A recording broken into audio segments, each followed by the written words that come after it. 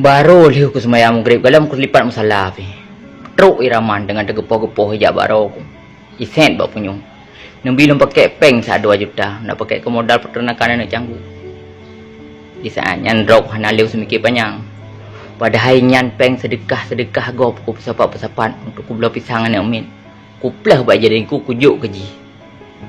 Galam terus leuro, kau tu mempu bahawa peng yang kai pakai untuk panjar HP Pro Max kibanan cuat dia.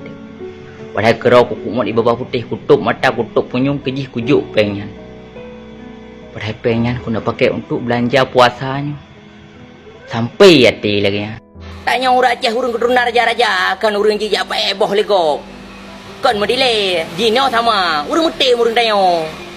Urang meti meru darah ya, mesti hak hang gese, mesti langkah hang serut.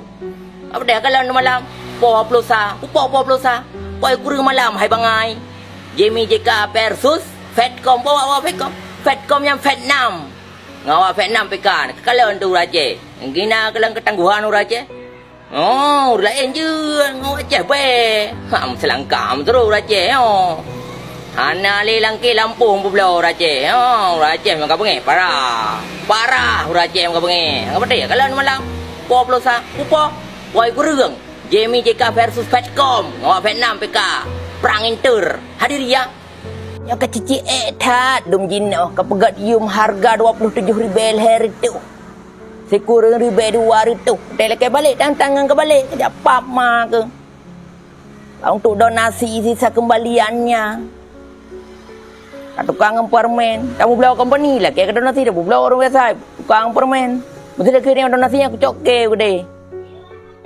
Cokah je guru rebe beli ke kau leher tu yan. Hanjit. Dimarahin sama toki, dimarahin sama bos. Tak boleh orang biasa pegang rugoi. Tanya rugoi ni nam sata ada makruh pegang. Nyampeng leher tu pegang dawa. Dia udah hantar lepas saho. Lagi kuah harul lang hantar maru lambu.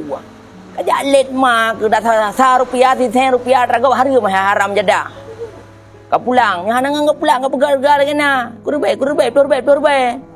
Pegar ben head tu. Cici tak kerja apa-apa ke mata bawah gerpuh ke.